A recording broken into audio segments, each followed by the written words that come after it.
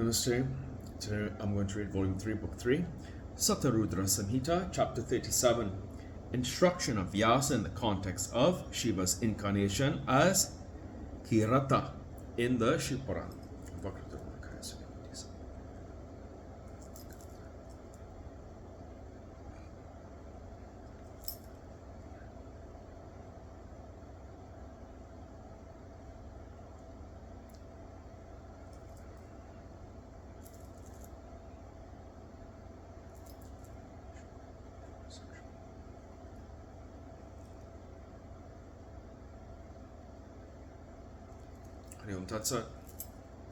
Nandishvara said, O intelligent one, listen to the incarnation of the Pinaka-bearing Lord Shiva as Kirata, who killed Mukha and delightedly granted the boon to Arjuna.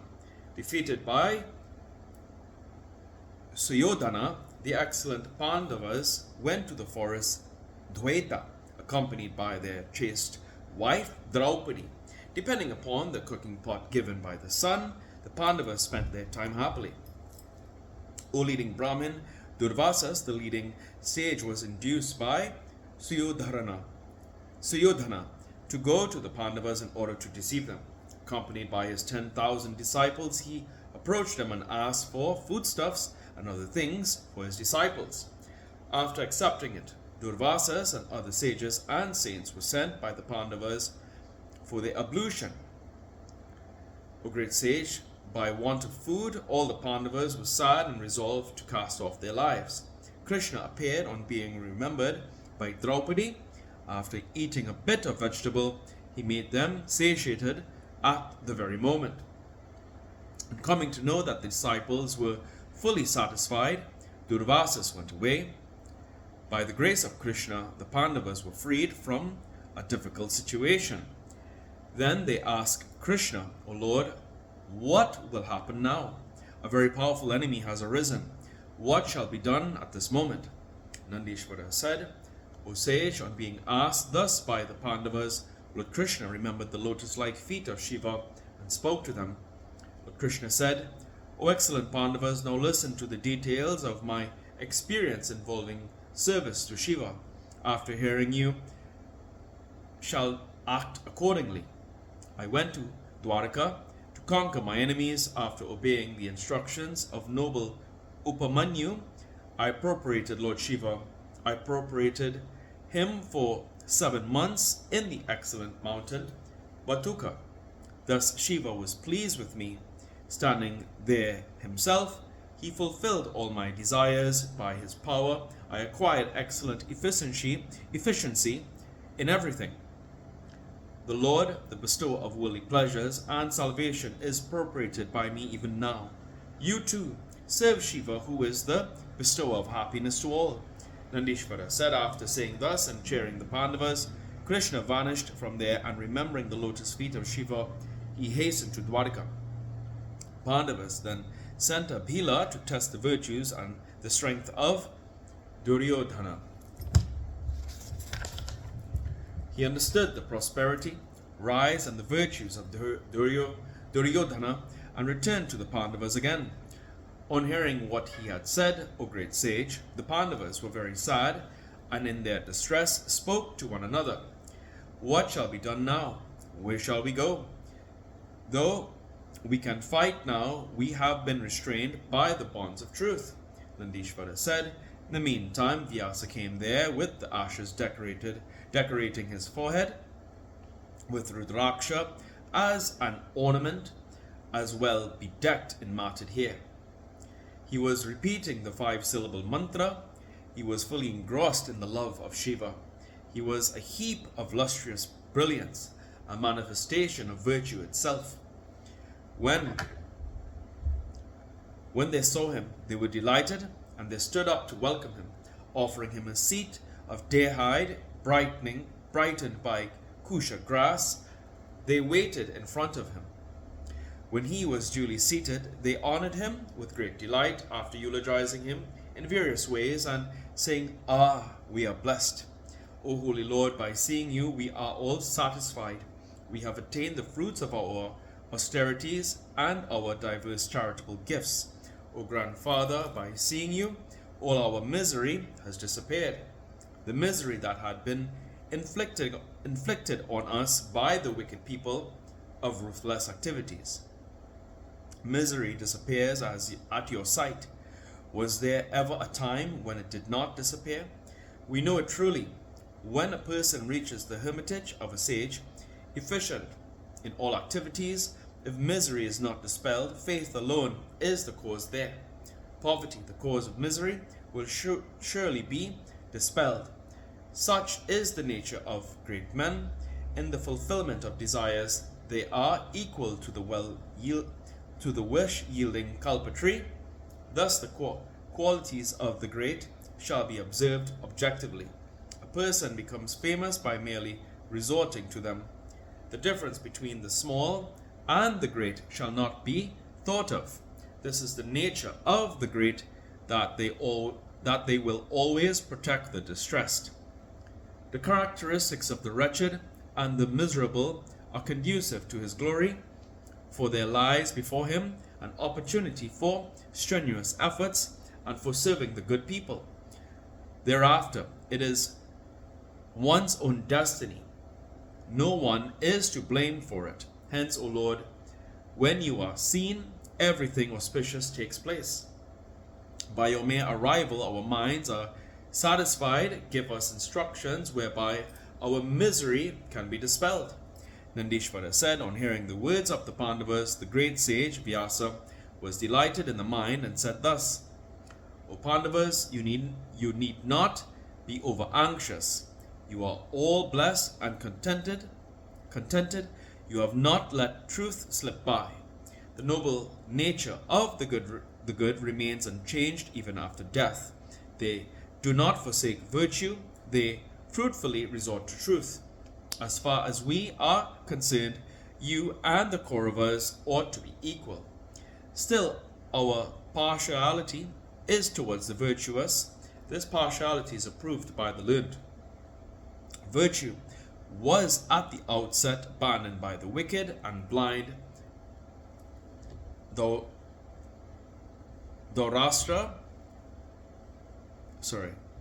Dhritarashtra due to greed. Your kingdom was seized. Undoubtedly, you and they are his sons, and his sons when your real father is dead. You are noble souls, and hence you deserve to be viewed sympathetically. Afterwards, his son was never dissuaded by him. If only he had done so, this calamity would not have occurred. Whatever has happened cannot be otherwise. He is wicked, while all of you are virtuous and truthful. Hence evil will befall only him in the end, to be sure. The seed that has been sown will germinate into a sprout. Hence, you need not feel distressed at all. Welfare will dawn on you. You need not entertain any doubt. Nandishvara said, thus the Pandavas were consoled and cheered by Vyasa. Yudhishthira and others then spoke these words. The Pandavas said, O Lord, I have mentioned the truth. Even in the forest misery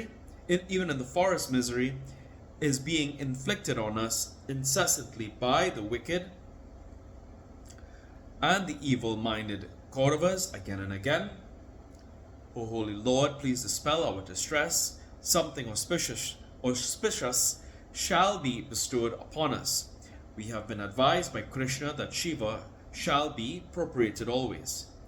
We have committed a blunder if in not following his advice. May divine lead be given to us again now. Nandishvara said, on hearing these words, the delighted Vyasa remembered the lotus-like feet of Shiva and spoke to the Pandavas with pleasure. Vyasa said, O Pandavas, O virtuous mind, listen to my words. It has been truly stated by Krishna, Shiva is being served by me too. Let him be served by you with pleasure. Unequaled happiness shall always follow. It is only by not serving Shiva that miseries crop up. Nandishvara said, after considering everything, the great sage Vyasa pronounced Arjuna the most deserving among the 5 brothers in the worship of Shiva. Then pondering over the place worthy of the penance The excellent sage spoke again to the Pandavas, who were firmly established in virtuous rites. Vyasa said, O Pandavas, all of you here, I shall tell you what is ever good and wholesome. Shiva shall be viewed as the great Brahman and the goal of the good, beginning with Brahma and ending with infinity. Whatever is seen in the universe is Shiva's form. It shall be honored and meditated upon. Shiva, the dispeller of all misery, shall be served by all. Due to devotion, Shiva becomes pleased in a short time. It is certain that the delighted Shiva bestows everything on his devotees. He gives worldly pleasures here and salvation after. Hence Shiva shall be always served by those who desire the fruit of worldly pleasures here and salvation hereafter. Shiva, the divine Purusha himself, is the slayer of the wicked and the goal of the good. But one shall repeat the law of Indra at the outset with steady mind. For a Kshatriya of great lustre, this alone is conducive to welfare. Hence let Arjuna repeat the law of Indra at first steadily. In the beginning, the law will test him and will like to be satisfied with the test. If he is delighted, he will remove all obstacles. The law will yield the granting of the boon of Shiva, the boon by Shiva. Nandishvara said, after saying this, he called Arjuna and instructed him in the law of Indra. Arjuna had his ceremonial bath, and facing the east, he of powerful intellect received the law. The great sage gave him the rules of procedure for a king. The liberal-minded Vyasa thus spoke to Arjuna. Vyasa said to Arjuna, start from here and go this way to the beautiful mountain Indrakila. There, standing beside the river Ganga, perform the penance well. The invincible law will be beneficial to you. He gave him the blessings thus. The sage then spoke to all. May all the excellent kings stand by virtue. The result will be excellent in every respect. No doubt need be entertained to this respect. Nandishvara said, blessing the Pandavas thus and remembering the lotus-like feet of Shiva, the great sage Vyasa vanished in a moment. Footnotes. 88. According to the Mahabharata, it was a sacred forest where Yudhishthira retired with his brothers after the loss of his kingdom at the gambling table. It has been identified with Devaband or Deoband in the Saharanpur district, Uttar Pradesh.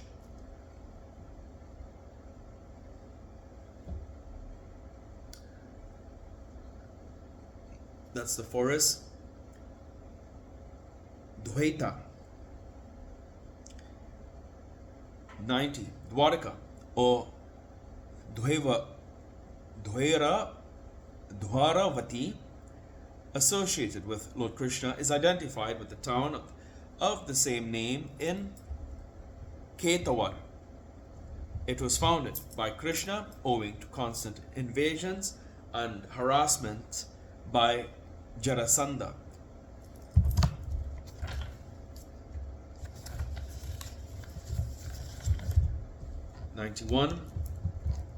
Read Indralok for Indrakili of the printed text.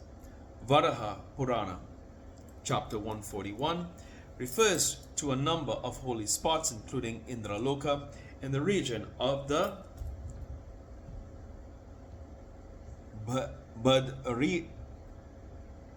Badrina Rayana. Here ends today's reading of the Shiva Puran.